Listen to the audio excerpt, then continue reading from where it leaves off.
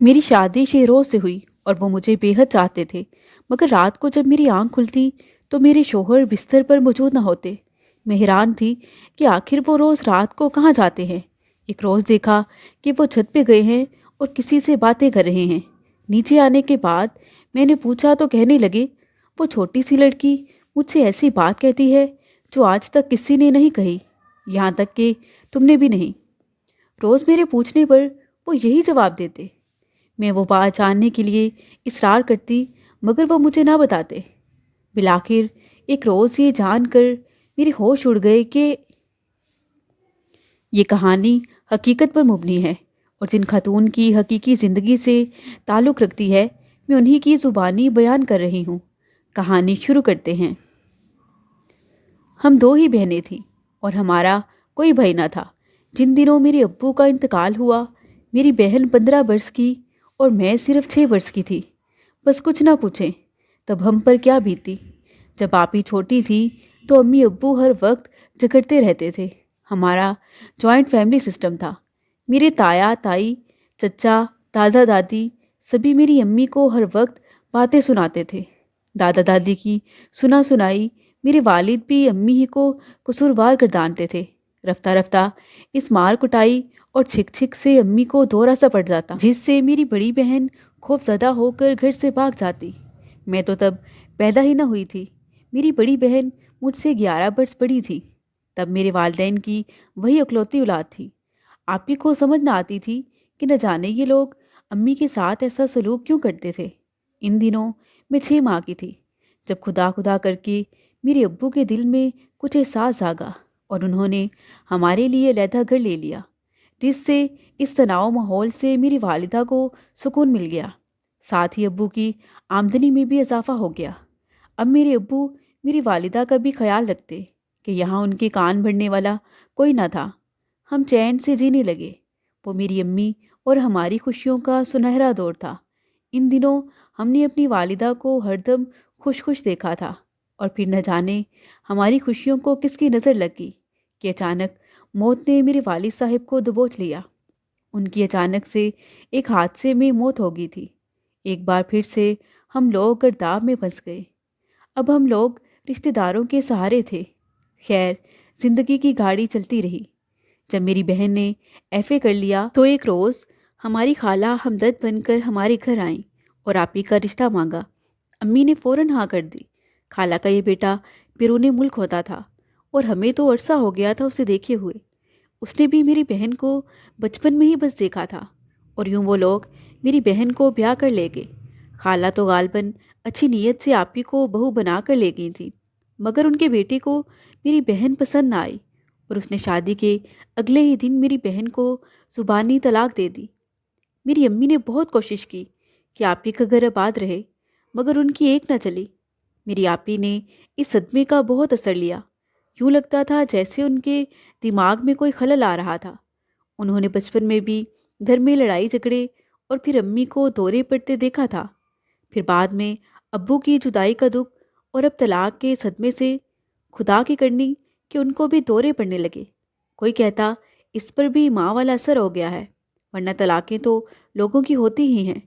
कोई कहता ये भी माँ की तरह कमज़ोर दिल है। गर्ज लोगों की तरह तरह की बातें। जब आपी का निकाह हुआ उनकी उम्र 18-19 वर्ष थी और उसी वक्त मेरी माँ ने मेरा रिश्ता भी दूसरी खाला के बेटे से कर दिया था कि ज़िंदगी का क्या भरोसा, मेरे बाद मेरी बच्चियों का है ही कौन। लेकिन शादी 10 साल बाद होनी करार पाई थी कि जब मैं 20 वर्ष की हो जाऊंगी। ये सच है कि बेटी की शादी पर खूब पैसे लगते हैं, चाहे बेटी अमीर की हो कि गरीब की, क्योंकि गरीब की भी यही कोशिश होती है कि अपनी बसात से बढ़कर अपनी बेटी के लिए करे। मेरे अब्बू ने एक बिल्डिंग बनाई थी। अब उसके कमरे किराए पर देने से हमारा गुजारा चल रहा था। मैं अब 20 वर्ष की हो चुकी थी और एफए कर चुकी थी। खाला मेरी शादी की तारीख लेने आ गई और फिर घर में शादी की तैयारियां होने लगी। जब मेरा निकाह हो गया तो माँ ने कमरे में मेरे पास आकर कहा कि बेटी, तू जानती है मैं पहले ही कितनी परेशान हूँ, इसलिए जो भी हालात हों मेरी बेटी समझौता करना और हर हाल में गुजारा करना। कहीं अपनी बड़ी बहन की तरह طلاق کا ٹیکہ سجا کر نہ آنا۔ میں 2 بیٹیوں کا بوجھ کیسے سنبھالوں گی؟ تو جانتی ہے اپنے گھر کے حالات کو۔ میری امی کی آنکھوں میں آنسو تھے جنہیں میں نے اپنے ہاتھ سے صاف کیا اور ان سے کہا کہ امی آپ پریشان نہ ہوں، میں اپنی وجہ سے آپ کو کبھی تکلیف نہ دوں گی۔ میری رخصتی ہو گئی اور میں خالہ کے گھر آ گئی۔ میں نے شمسہ آپی کا احوال دیکھا تھا کہ طلاق کی ٹینشن سے ان کا دماغ الٹ گیا تھا۔ بس میں نے اللہ تعالیٰ کے حضور یہی دعا کی کہ اے اللہ میرا ہر مشکل میں ساتھ دینا، میرے شوہر کو میرے ساتھ حسن سلوک کرنے والا بنانا۔ میرے سامنے میری امی کا وہ آنسوؤں بھرا چہرہ آیا تو دل میں یہ عہد بھی کیا کہ خدا نہ خواستہ وہ جیسا بھی سلوک کرے، میں اپنی ماں کی خاطر سہ لوں گی اور زندگی میں کبھی اس گھر سے باہر قدم نہ نکالوں گی۔ اپنے شوہر کا ہر کہا مانوں گی اور ہمیشہ ان کی فرما برداری کروں گی تاکہ وہ مجھ سے خوش رہیں۔ شوہر کے گھر آ کر پتہ چلا کہ شادی شدہ زندگی پہلے والی زندگی سے کتنی مختلف ہوتی ہے۔ امی کو مجھ سے بہت پیار تھا۔ میں اگر اپنی آنکھوں میں آنسو لاتی تو امی کے آنسو دل سے نکلتے۔ شروع میں میرے شوہر شہروز میرے ساتھ اچھے رہے۔ وہ ایک بھلے مانس اور شریف سے آدمی تھے۔ شہروز کی عادت تھی کہ مجھے کبھی کچھ نہ کہتے تھے، کبھی مجھ پر چلاتے اور نہ ہی اونچا بولتے تھے۔ میں جو فرمائش کرتی وہ پوری کر دیتے، لیکن نہ جانے کیوں انہوں نے میرے ساتھ تھوڑی سی اجنبیت رکھی ہوئی تھی۔ وہ مجھ سے بے تکلفی کی بجائے تکلف سے کام لیتے اور میں سمجھتی کہ یہ غالباً ان کی شخصیت کا خاصہ ہے۔ ہمارے درمیان ذہنی ہم آہنگی تھی۔ کبھی کوئی جھگڑا اور اختلاف نہ ہوا کہ وہ حلیم طبع اور میں فرما بردار قسم کی تھی۔ وہ درگزر کرنے والے اور میں امن پسند تھی۔ پھر جھگڑا کیوں اور کیسے ہوتا؟ میرے سسرال والے کبھی کبھار کہتے تھے کہ یہ ایک مثالی بیوی ہے اور دونوں میاں بیوی میں بہت سلوک ہے، لہٰذا ان کی زندگی کی گاڑی بغیر کسی دھچکے اور نقصان کے بخیر و عافیت چلتی رہے گی۔ میرے خاوند کو اپنی والدہ اور بہنوں سے بہت پیار تھا، مگر وہ مجھے بھی عزت دیتے تھے، مجھ سے پیار سے پیش آتے اور یوں مجھے شہروز سے کوئی شکایت نہ تھی۔ ہماری شادی کے چند سال بہت پرامن گزرے، لیکن پھر قسمت کا لکھا سامنے آ گیا۔ شادی کے 3 برس بعد بھی میں صاحب اولاد نہ ہو سکی تو میری ساس کے تیور بدلنے لگے اور اب وہ ٹھنڈی آہیں بھرنے لگی۔ شہروز ان کے اکلوتے بیٹے تھے۔ وہ کہتی اے کاش میرے بیٹے کے ہاں اولاد ہو جاتی تو میری آنکھیں بھی پوتا پوتی کی خوشی دیکھ لیتی۔ گھر میں بار بار ایسے فکرے سن کر میں پریشان ہو جاتی۔ رفتہ رفتہ میری ساس کی یہ آہو پکار بڑھتی گئی۔ اب مجھے دن رات یہ سننا پڑتا کہ کاش ہم بھی اکلوتے بیٹے کی اولاد کو گود میں لے سکتے۔ ہمارا بیٹا تو پہلے ہی اکیلا تھا، سوچا تھا آگے اللہ اس کا باغ لگائے گا تو ساری کمی دور ہو جائے گی۔ کبھی کہتی شاید ہمیں اب یہ خوشی دیکھنے کے لیے اس کی دوسری شادی ہی کرنی پڑے گی۔ میری ساس میری خالہ تھی، مگر یہ سچ ہے کہ شادی کے بعد پچھلے تمام رشتے ختم ہو جاتے ہیں۔ آخرکار ایک روز میں نے اپنی ساس سے کہہ دیا کہ آپ بے شک اپنے بیٹے کی دوسری شادی کر دیں، مگر مجھے ایسے تانے نہ دیں، کیونکہ اولاد ہونا نہ ہونا اللہ کی مرضی ہے، کہ میری بس کی بات نہیں ہے۔ میں نے کہہ تو دیا تھا، مگر میں یہی سمجھتی تھی کہ میری اس بات پر میرے شوہر کہیں گے کہ کیسی باتیں کرتی ہو، تم جیسی اچھی خدمت گزار اور فرما بردار بیوی پا کر بھلا میں کیوں دوسری شادی کا سوچوں گا؟ اولاد جب اللہ تعالیٰ نے دینی ہوگی ہو جائے گی، تم کیوں فکر کرتی ہو؟ بھلا تم پر میں کیوں سوتن لاؤں گا؟ مگر مجھے حیرت ہوئی کہ ان کا رد عمل میری توقعات کے برعکس تھا۔ انہوں نے کہا ہما میں ایک اچھا اور فرما بردار بیٹا تھا، اس کا مجھے یہ صلہ ملا کہ ماں نے میری شادی میری مرضی کے خلاف تم سے کر دی، حالانکہ میں کہیں اور شادی کرنا چاہتا تھا۔ دیکھو یہ ظلم نہیں تو اور کیا ہے کہ کچھ والدین دنیا میں اب بھی میرے والدین جیسے ہیں، جو اپنے فیصلے اپنے بچوں پر زبردستی تھوپ دیتے ہیں۔ یقین مانیں ان کی اس بات نے میرا دل کرچی کرچی کر دیا، کیونکہ میں اپنے شوہر سے بہت محبت کرتی تھی۔ میں تو ان سے اپنی جان سے زیادہ مخلص تھی، اور انہوں نے جس طرح حسن سلوک کے ساتھ مجھے رکھا تھا میں ان کے اور بھی گرویدہ اور احسان مند تھی، کیونکہ میری آپی کا حشر سگی خالہ کے بیٹے نے جو کیا وہ دنیا جانتی تھی۔ نئی نویلی دلہن کو یہ کہہ کر طلاق دے دی گئی تھی کہ یہ مجھے پسند نہیں ہے۔ خیر، شیروز کے اس طرح کہنے پر میں نے یہی تاثر دیا کہ میں نے برا نہیں منایا ہے۔ سوچا دل پہ کس کا اختیار ہے، ہو سکتا ہے وہ واقعی کسی سے بہت محبت کرتے ہوں اور والدین نے ان کی شادی مجھ سے کروا دی ہو۔ خیر، مجھے دکھ تو ضرور ہوا، مگر اپنے شوہر کے لب و لہجے میں حسرت و یاس کا سمندر دیکھ کر میں ان کے لیے دکھی ہوگی۔ جی چاہا کہ ان کو ڈھیر ساری خوشیاں مل جائیں جو مجھ سے نہیں ملی۔ میں نے تبھی دعا بھی کی، اے اللہ، میرے شوہر کو وہ ساری دلی خوشیاں عطا کر دے جو وہ چاہتے ہیں، کیونکہ میں ان کو خوش و خرم دیکھنا چاہتی ہوں اور ہر صورت اپنا گھر بسانا چاہتی ہوں۔ خدا نے صدقے دل سے نکلی ہوئی میری دعا سن لی، مگر پھر ساتھ ہی میری بربادی بھی شروع ہوگی، یوں کہ میرا اتنا اچھا، خوش اخلاق، سیدھا سادہ شریف شوہر کسی اور کے چنگل میں پھنس گیا اور اس کی زلف گیر کا اسیر ہو گیا۔ ایک دن ہمارے گھر شہروز کی پھپھو اور پھوپھا تشریف لائے اور جاتے وقت اصرار کیا کہ آپ لوگ بھی اگلے ہفتے ہماری طرف ضرور آئیں، یہی سمجھے کہ ہم نے دعوت کی ہے۔ ان کے محبت بھرے اصرار پر ساس نے کہا کہ تم لوگ چلے جاؤ، جب سے شادی ہوئی ہے کبھی گئے ہی نہیں، 2-3 دن رہ کر آ جانا۔ وہ اتنا اصرار کر رہے تھے، یوں میں بھی تیار ہو گئی اور ہم ان کی پھپھو کے گھر چلے گئے۔ جب ہم وہاں پہنچے تو دروازے پر دستک دی۔ ایک خوبصورت سی 20 برس کی لڑکی نے دروازہ کھولا۔ یہ رافی تھی اور شہروز کی پھپھو ذات تھی، جس کو میں نے پہلے کبھی نہیں دیکھا تھا۔ خیر، ہم گھر کے اندر داخل ہوئے۔ پھپھو پھپھا اس وقت گھر نہ تھے۔ رافی نے ہی ہمیں عزت سے بٹھایا اور پھر چائے وغیرہ دی۔ اس کے بعد وہ ہمارے لیے کھانا بنانے کچن میں چلی گئی۔ اس کے ساتھ اس کی بڑی بہن روزینہ بھی تھی، جو رافی سے 1.5 برس بڑی تھی۔ ان کے گھر کے حالات زیادہ اچھے نہ لگتے تھے۔ خستہ حالی ان کے مکان سے ٹپک رہی تھی۔ دونوں بہنوں نے مل کر جلدی جلدی کھانا تیار کیا اور 3 قسم کے سالن بنا لیے۔ غرض انہوں نے خوب ہماری خاطر تواضع کی۔ پھپھو اور پھوپھا جو کسی رشتہ دار کی بیمار پرسی کے لیے گئے تھے وہ بھی آ گئے۔ یوں باتوں میں سارا دن گزرا۔ شام کو شہروز ان کی چھت پر چلے گئے۔ مجھے نہیں معلوم رافی کب ان کے پیچھے گئی، لیکن بعد میں مجھے اندازہ ہوا کہ وہ اوپر ہے۔ وہاں ان دونوں نے کافی دیر باتیں کی۔ میں ان کی بہن روزینہ کے ساتھ نیچے کمرے میں بیٹھی تھی۔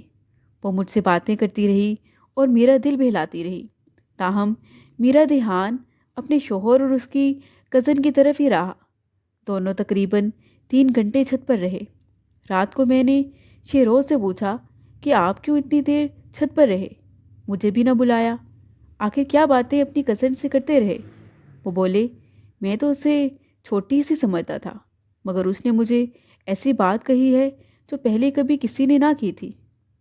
میں ان کا منہ دیکھتی رہ گئی۔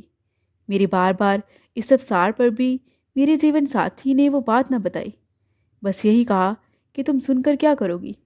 یہی سمجھو کہ اس نے مجھ سے ایسی بات کی ہے تو شاید آج تک تم نے بھی نہ کی ہو۔ اس رات میرے شوہر تو اجل سو گئے، مگر مجھے نیند نہیں آئی۔ ایک عجیب سی فکر مجھے لگ گئی تھی۔ سوچتی تھی نہ جانے رافی نے ان سے کیا بات کی ہے کہ مجھے بھی نہیں بتا رہے، حالانکہ وہ تو مجھ سے کبھی بھی کچھ نہیں چھپاتے تھے اور اپنی ہر بات مجھے بتا دیتے تھے۔ عورت دل سے محبت کرتی ہو تب بھی عورت ذات کے دل میں شک اور وہم کا سفر جاری رہتا ہے۔ مجھے اب وہاں سکون نہ تھا اور یہاں سے جانا میری نہیں بلکہ شہروز کے بس میں تھا۔ رات انہی وسوسوں میں بیت گئی۔ صبح ہوئی، ناشتہ کیا، پھر شہروز اپنے پھپھوزاد کے ہمراہ ان کے گاؤں گھومنے چلے گئے۔ واپس آ کر لنچ کیا اور دوپہر کو سب سو گئے۔ میں اور شہروز بھی سونے جا رہے تھے کہ رافی نے ان کو چھت پر آنے کا اشارہ کیا۔ وہ اوپر چلی گئی اور میرے شوہر بھی تھوڑی دیر بعد اس کے پیچھے چل دیے۔ مجھ سے معذرت کی کہ ابھی آتا ہوں۔ میں منہ دیکھتی رہ گئی اور وہ میرے پاس سے یہ جا وہ جا۔ واپس آئے تو میں نے پوچھا تو وہی جواب دیا کہ اس نے مجھ سے ایسی بات کہی ہے کہ جو آج سے پہلے کسی نے نہ کی تھی۔ اسی وقت ان کی پھپھو انہیں بلانے لگی اور وہ ان کی بات سننے چلے گئے۔ میں سوچ رہی تھی کہ نہ جانے میرے شوہر مجھے کیا پہیلیاں بجھوا رہے ہیں۔ خیر، رات ہم سونے کے لیے کمرے میں آئے۔ تو میری آنکھ لگ گئی۔ تقریباً 1 بجے میری آنکھ کھلی تو شہروز میرے پاس موجود نہ تھے۔ سوچنے لگی یقیناً وہ اوپر ہی گئے ہوں گے۔ میں سیڑھیاں چڑھنے ہی والی تھی کہ مجھے کسی کا عکس نظر آیا، جیسے کوئی نیچے آنے ہی والا تھا۔ خیر میں واپس بستر پر آ گئی، پر کوئی نیچے نہ آیا۔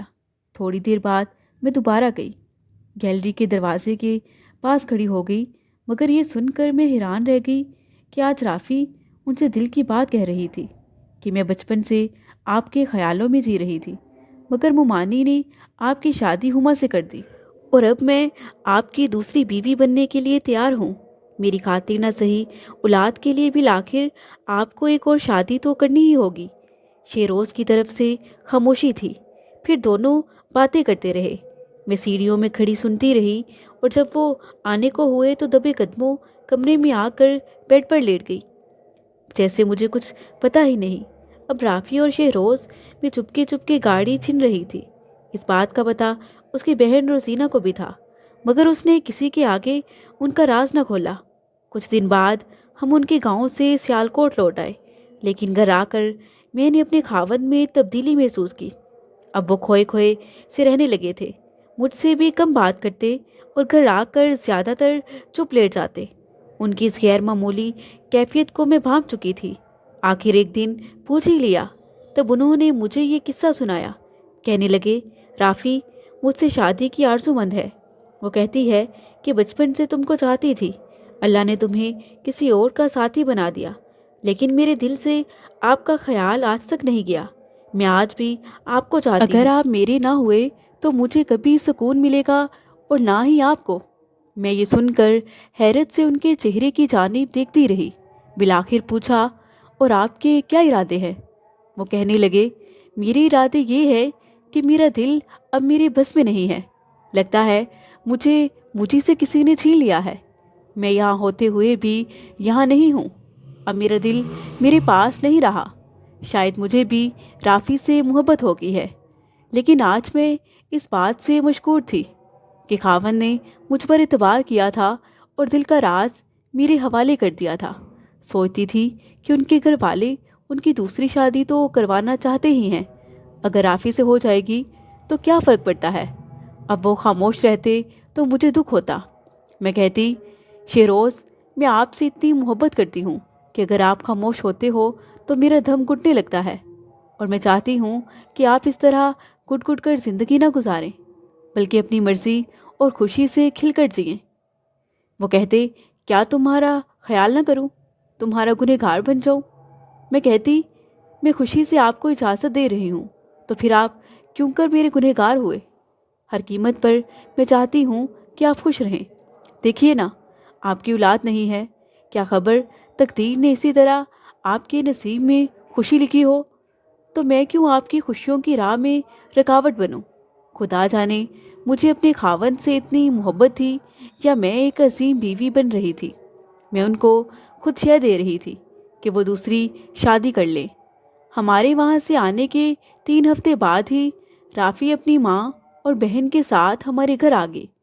اس کے آنے سے میرے شریک زندگی کے چہرے پر مسرت و انبساط کے بے شمار چشمے پھوٹ پڑے۔ اب شوخی و شرارت ان کے سنجیدہ چہرے پر پڑاؤ ڈالے تھی، اور وہ بات بات پر ہنس رہے تھے۔ میں نے پہلی بار ان کی شخصیت کا یہ رنگ دیکھا تو جیسے حیران سی رہ گئی۔ انہوں نے مجھے کچن میں لگا دیا اور خود رافی کے ساتھ خوش گپیوں میں مشغول ہو گئے۔ میں نے کھانا تیار کیا، ملازمہ نے دسترخوان سجایا، سب نے کھانا کھا لیا، مگر مجھے کسی نے نہ آنے کو کہا۔ کھانے کے بعد یہ لوگ باہر سڑک پر گھومنے نکل گئے، کیونکہ شام ہو رہی تھی اور شام کا سلونا پن ہر ایک کے دل کو بھا رہا تھا۔ میں نے دیکھا کہ باقی سب لوگ تو پیچھے تھے، مگر شہروز اور رافی بہت آگے نکل گئے تھے۔ جب دوسرے ان کے قریب پہنچے تو انہوں نے اپنے قدم آہستہ کر لیے۔ اب وہ آگے نکل گئے اور یہ آہستہ آہستہ پیچھے چلنے لگے۔ حیرت کی بات تھی کہ میری ساس یا رافی کی ماں کو بھی ان دونوں کے اس طرح کے رویے پر کوئی مسئلہ نہ تھا۔ کوئی یہ نہیں سوچتا تھا کہ جوان لڑکی آخر کیوں شادی شدہ مرد کے ساتھ اتنی فری ہو رہی ہے، جبکہ اس کی بیوی بھی ادھر ہی موجود ہے۔ رافی نے انہیں ایک چھوٹا سا تحفہ دیا، جسے انہوں نے اپنی جیب میں رکھ لیا اور پھر جدا نہ ہونے کا اقرار کیا۔ یہ سب باتیں میرے شوہر مجھے خود بتاتے تھے۔ اگلی صبح وہ لوگ واپس چلے گئے اور رافی ان کے دل میں اپنی حسین یاد جاگزیں کر گئی۔ اس کے جانے کے بعد پھر سے میرے خاوند ایک بے چینی کسی کیفیت سے دوچار ہو گئے۔ میں بات کرتی تو جواب نہ دیتے، کوئی سوال کرتی تو ان کو اچھا نہ لگتا، کہتے مجھے ڈسٹرب نہ کرو، میں اپنے بس میں نہیں ہوں۔ علیحدہ کمرے میں جا کر سو جاتے اور دیر تک میوزک لگا کر رکھتے۔ شاید وہ رافی کے ساتھ کوئی نہایت حسین خواب سجا چکے تھے اور میری مداخلت ان کو ناگوار گزرتی تھی۔ جب مجھ سے بات کرتے تو رافی کی، میں کوئی اور بات کرتی تو وہ سنتے ہی نہ یا پھر خفا سے ہو جاتے۔ ان دنوں ان کی عجیب سی کیفیت تھی، کبھی سرشاری میں بھی غم زدہ ہوں جیسے، لیکن میں ایسی ہو گئی تھی کہ جیسی میری روح مجھ سے بچھڑ گئی ہو، زندوں میں تھی اور نہ مردوں میں۔ میں ان کو تو کچھ نہ کہتی تھی، مگر خود کو یوں کھا رہی تھی جیسے ندی چپکے چپکے اپنے کناروں کو کھاتی رہتی ہے۔ میں ان سے وعدہ تو کر چکی تھی کہ بے شک اپنی خوشیاں پوری میری رکاوٹ نہیں بنوں گی اور نہ ہی مداخلت کروں گی، مگر اب پچھتاتی کہ کیوں اتنی چھوٹ دی تھی۔ اب میں مجبور تھی، اپنے ہاتھ پاؤں خود ہی تو باندھ لیے تھے، اپنی سوچوں کی زنجیر پہن کر خود کو قید کر دیا تھا۔ اب میں اپنے وعدے کے حصار میں قید تھی۔ مجھ سے رافی کے بارے باتیں کر کے جس قدر وہ ہلکے پھلکے ہو رہے تھے، اتنا ہی میرا جی ماندہ اور بھاری ہوتا تھا۔ لگتا تھا ابھی آسمان ٹوٹ کر مجھ پر گر پڑے گا۔ ایسے میں دل کی بات بھی کسی سے نہ کہتی تھی کہ شوہر کا پردہ مطلوب تھا، جس کی وجہ سے دل کا بوجھ دل پر دھرا رہ گیا تھا۔ کوئی غم گسار ہو تو انسان کا جی ہلکا ہو جاتا ہے، مگر میں نے تو اس راز کو افشا نہ کرنے کی قسم کھا رکھی تھی۔ شہروز پہلے ہفتہ اتوار یعنی چھٹی کے دن گھر گزارتے تھے، لیکن اب ان دنوں بھی وہ گھر نہ ہوتے اور رافی کے ساتھ چھٹی گزار کر آتے۔ وہ اپنے عشق میں غوطۂ زن تھے اور سنہرے مستقبل کے خواب دیکھ رہے تھے۔ اگر یہ سلسلہ مختصر وقت کے لیے ہوتا اور یہ شادی کر لیتے تو بھی مجھے اس قدر تکلیف نہ ہوتی، مگر یہ سلسلہ 4 سال چلا اور اس عرصے کے پل پل میں ایک اندیکھی آگ میں خاموشی سے سلگتی اور جلتی رہی۔ اب تو سوچتی تھی کہ میرا شوہر اپنی اس پھپھوزاد سے شادی ہی کر لے تاکہ میری لامتناہی اذیت میں کچھ تو تبدیلی آ جائے۔ اس کہانی کا کوئی منطقی نتیجہ، کوئی انجام تو نکلے، مگر مار ڈالنے سے ڈرانے کی اذیت زیادہ ہوتی ہے کہ میں ان کو کیسے سمجھاتی۔ شہروز نے اپنی خواہش کی غلامی میں میری ذات کو ایسا بلایا کہ میں جیتے جی مر گئی۔ ہنس کر بات کرنا درکنار، انہوں نے کبھی بھولے سے مجھے پیار سے بھی نہ بلایا۔ وہ بس اپنی دنیا میں مگن تھے۔ میرا وجود اسی گھر میں تھا اور نہیں بھی تھا۔ ان دنوں انہوں نے میری ذات کی اس قدر بے قدری کی کہ مجھے اپنے آپ سے نفرت سی ہونے لگی۔ انہی دنوں میری نند کی شادی آ گئی۔ ان کو ملنے کا بہانہ ملا۔ رافی شادی پر آئی اور جیسے دو بچھڑے ہوئے دل ایک ہو گئے۔ میری آنکھوں کے سامنے پیار محبت کا کھیل رچایا جا رہا تھا، اور جو کچھ میں نے ہوتے دیکھا خدا کسی بیوی کو نہ دکھائے۔ وہ ایک دوسرے کے قریب کچھ اس طرح ہوتے جیسے روحوں کو جنت مل جائے۔ میری جان نکل جاتی اور ان کی جان میں جان آ جاتی۔ ان کے دل جیسے باغ باغ ہو جاتے تھے۔ شادی میں بھی ایک دوسرے کے ارد گرد پروانہ وار پھرتے تھے۔ وہ اسے پیغام بھجواتے اور زیادہ تر یہ پیغام میرے ذریعے ہی پہنچاتے تھے۔ جب شادی کے دوسرے روز ہم لڑکے والوں کے گھر گئے، انہوں نے کھانے کے بعد ہمیں چائے دی۔ شہروز نے آدھی بچا کر باقی رافی کو دی۔ میرے خاوند نے اپنی محبوبہ کی تصویریں بھی اتاریں۔ شادی ختم ہو گئی، سب مہمان اپنے اپنے گھروں کو چلے گئے۔ یہ لوگ 2 دن اور رک گئے۔ تبھی شہروز کی پھوپھی نے میری ساس سے بند کمرے میں کچھ دیر باتیں کی، اور پھر کچھ ہی دنوں بعد رافی کے والدین دوبارہ ہمارے گھر آ گئے اور میری ساس سسر سے کہا کہ ہماری دونوں بچیاں جوان ہیں، اب آپ جیسا کہیں گے ہم ویسا ہی کریں گے۔ اشارہ ان کا صاف تھا کہ دونوں میں کسی ایک کو بہو بنا لو۔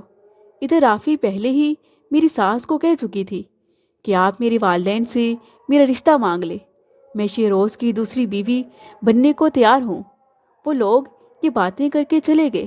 اب میں ساس سسر سے کیوں کر احتجاج کرتی، کہ میں نے خود شوہر کو کہا تھا کہ آپ بے شک اور شادی کر لیں، میں آپ کی خوشی میں خوش ہوں۔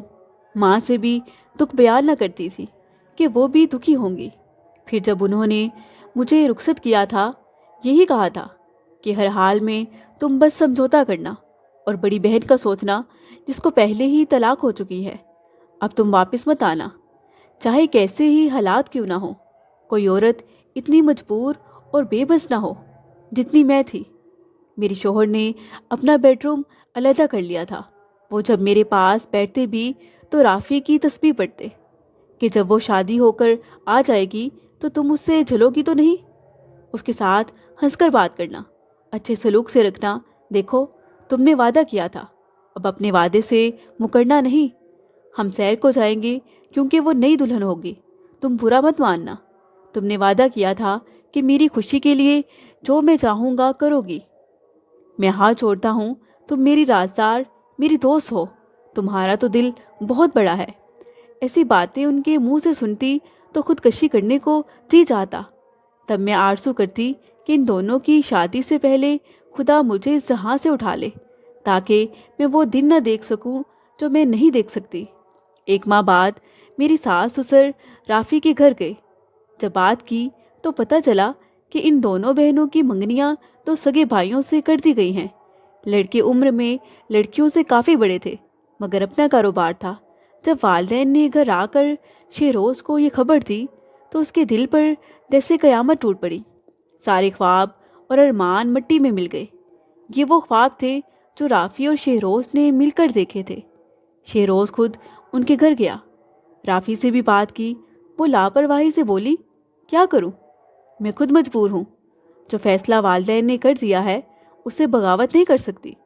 شہروز حیران و ششدر تھا کہ کیا یہ وہی لڑکی ہے جو عمر بھر ساتھ نبھانے کی قسمیں کھایا کرتی تھی، اور اب اس کا یہ حال ہے کہ ماتھے پر آنکھیں رکھ لی ہیں جیسے پہچانتی نہ ہو۔ اس نے روزینہ سے شکوہ کیا تو وہ کہنے لگی، ہم مجبور ہیں کیونکہ لڑکیاں والدین کے فیصلے کے آگے مجبور ہوتی ہیں۔ شہروز نے پوچھا کہ کیا تم دونوں اپنے اس رشتے سے خوش ہو، کیونکہ تمہارے منگیتر تو عمر میں تم لوگوں سے کافی بڑے ہیں۔ وہ بھی کہنے لگی، ہاں ہم خوش ہیں، وہ ہمارے ماں باپ کی پسند ہیں اور دولت مند ہیں، جبکہ تمہارے پاس کیا ہے؟ اب جب رافی کو تم سے بھی زیادہ دولت مند انسان مل رہا ہے تو وہ کیوں تمہاری جانب دیکھے گی؟ شہروز نے سمجھایا کہ اگر تم خوش نہیں ہو تو انکار کر دو، کیونکہ زبردستی میں کیا ہوا کام کبھی اپنے انجام کو نہیں پہنچتا۔ کوئی 1-2 دن کی بات تو ہے نہیں، یہ تو پوری زندگی کا سوال ہے۔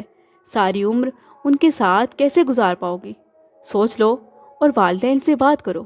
مگر شہروز کی کسی نے نہ سنی۔ روزینہ کہنے لگی، نہ تو تم رافی کے منگیتر جتنے امیر ہو اور اوپر سے وہ سوتن بھی، برداشت کرے آخر کیوں؟ بس وہ اپنا سب منہ لے کر لوٹ آئے۔ مگر روزینہ نے نہ جانے اپنے والدین سے کیا کہا کہ 8 دن بعد رافی کی امی اور ابو ہمارے گھر آ گئے اور خوب شور مچایا کہ آپ کے بیٹے نے ہماری لڑکیوں کو بہکانے کی کوشش کی ہے، ان کو ورگلایا ہے۔ وہ لوگ خوب بے عزتی کر کے چلے گئے۔ جب شہروز گھر آیا تو اس کے والدین نے رو کر اس کو احوال بتایا۔ وہ رنجیدہ ہو کر میرے پاس بیٹھ گیا۔ تب میں نے دلاسا دیا اور کہا، میرے سرتاج، اس قدر رنجیدہ مت ہو، شاید یہی تمہاری قسمت میں لکھا ہوا تھا۔ وہ رو رہے تھے، کہہ رہے تھے، میرا کیا قصور؟ رشتے کی بات خود رافی نے شروع کی تھی، پھر مجھے اس حال میں پہنچا کر اچانک رخ بدل لیا۔ اس نے اپنی زندگی کی گاڑی کی پٹری یکدم ہی بدل لی۔ ایسا تو کبھی میں نے سوچا بھی نہ تھا۔ تو کیا جب انسان بدلتے ہیں تو وہ ایک لمحے کو بھی یہ نہیں سوچتے کہ اس طرح دوسروں کے دل کی دنیا تاراج ہو جاتی ہے؟ میں نے کتنے خواب سجائے تھے اور اب میرے سارے خواب ٹوٹ گئے ہیں۔ میں نے ان کو تسلی دینا چاہی کہ صبر کریں، ہو سکتا ہے کہ ان کے والدین کا فیصلہ ہو، شاید یہ ان کا کیا دھرا ہے۔ پہلے بیٹی کا رشتہ دے رہے تھے، جب دولت مند لوگوں کا رشتہ آ گیا تو ان کو سوتن نظر آنے لگی، پہلے کیوں نہیں نظر آتی تھی؟ مگر یہ باتیں میرے خاوند کے دل کو نہ بہلا سکی۔ وہ کہتے تھے کہ رافی کے والدین نہیں، خود رافی بے وفا ہے، اس نے رخ موڑا ہے، ورنہ پھپھو اور پھوپھا تو مجھے خود کہتے تھے کہ تمہارے اولاد نہیں ہے، دوسری شادی کے لیے اگر کوئی اور رشتہ نہیں دیتا تو ہم تیار ہیں۔ کافی دن میرے شوہر افسردہ رہے اور ان پر انگلیاں بھی اٹھتی رہیں۔ آخر اس محرومی سے سمجھوتا کر لیا اور رافی کو بھلا کر پھر میری طرف لوٹ آئے۔ میرے آنچل نے ہی ان کو پناہ دی، پہلے سے زیادہ پیار دیا کہ وہ رافی کی بے وفائی کو بھلا دے۔ کچھ دن تو شیروز ایسے رہے تھے جیسے تنے مردہ یا زندہ لاش۔ بار بار کہتے تھے خود اس نے یہ سلسلہ شروع کیا اور خود ہی ختم کر دیا۔ میں کوئی کھلونا تو نہ تھا، اور میں سوچتی کہ جو شخص اپنے بارے میں ایسا سوچتا ہے وہ میرے بارے میں کیوں نہیں سوچتا۔ میں بھی تو کھلونا نہ تھی، میں نے بھی انہیں کس قدر ٹوٹ کر چاہا تھا، مگر شاید مردوں کو اپنی ہی تکلیف نظر آتی ہے۔ کیا بیوی کے یہی حقوق ہوتے ہیں؟ کیا بیوی کھلونا ہوتی ہے؟ انہوں نے سگریٹ پینے شروع کر دیے، اب میں ہی ان کو سنبھال رہی تھی۔ بار بار کہتے تھے کہ رشتہ داروں میں بدنام ہو گیا ہوں، مجھ پر انگلیاں اٹھ رہی ہیں۔ وہ آج بھی کہتے ہیں کہ جانے مجھے کس جرم کی سزا ملی، اور میں اس سوال کا جواب دے نہیں پاتی تھی۔ یہ سب تو ہو گیا، مگر کسی نے یہ نہ سوچا کہ اولاد نہیں ہوئی تو اس کا کوئی سبب ہوگا، اس کا علاج بھی کروانا چاہیے۔ میں ایک ڈاکٹر کی میڈیسن سے بالکل ٹھیک ہو چکی تھی۔ وہ کہتی تم بالکل ٹھیک ہو، لیکن ہماری اولاد پھر بھی نہ ہوئی۔ میں کئی بار لیڈی ڈاکٹر کے پاس گئی، چیک اپ بھی کرایا۔ اس نے کہا کہ آپ میں کوئی نقص نہیں ہے، اپنے جیون ساتھی کا بھی چیک اپ کرائیں، مگر شہروز بات سنی انسنی کر دیتی کہ مجھے کیا ہوا ہے، آخر میں تو بالکل ٹھیک ہوں۔ آخر ایک دن میرے بہت زیادہ اصرار پر وہ بھی چیک اپ کرانے کو راضی ہو گئے۔ ڈاکٹر نے کہا کہ 6 ماہ علاج کرائیں، انشاءاللہ اولاد ہو جائے گی۔ شہروز نے علاج کرایا اور پھر خدا نے کرم کر دیا۔ سال بعد اللہ پاک نے ہمیں بیٹا عطا کر دیا، اور پھر 2 سال بعد بیٹی۔ اب ہمارے 2 بچے ہیں، اور مجھ پر بانجھ ہونے کا کلنک بھی مٹ گیا ہے۔ میں بہت خوش ہوں کہ خدا نے نہ صرف سوتن کے دکھ سے بچا لیا بلکہ اولاد کی نعمت سے بھی نواز دیا۔ یہ اس کی دین ہے، جس کو چاہے محروم رکھے، جسے چاہے نواز دے۔ آج میں اپنے شوہر کے ساتھ خوش و خرم زندگی گزار رہی ہوں۔ بچے خدا کی طرف سے انعام ہوتے ہیں کہ ان سے زندگی میں خوشیوں کی تکمیل ہوتی ہے۔ آج میرے دامن میں سب کچھ ہے، اگر نہیں ہے تو ایک یقین کی کمی ہے۔ ایک کمی سی ہے کہ جب بھی شوہر کی وہ باتیں اور گزرا ہوا وقت یاد آتا ہے تو جی بیٹھ جاتا ہے، بے چین ہو جاتی ہوں اور زور زور سے رونے کو جی چاہتا ہے۔ جس امتحان سے میں گزری ہوں، میری خدا سے دعا ہے کہ وہ کسی عورت کو ایسے امتحان میں نہ ڈالے۔ اللہ پاک سے دعا ہے کہ وہ سب بہنوں اور بیٹیوں کے نصیب اچھے کرے۔ مزید دلچسپ سچی کہانیوں کے لیے چینل کو سبسکرائب کریں۔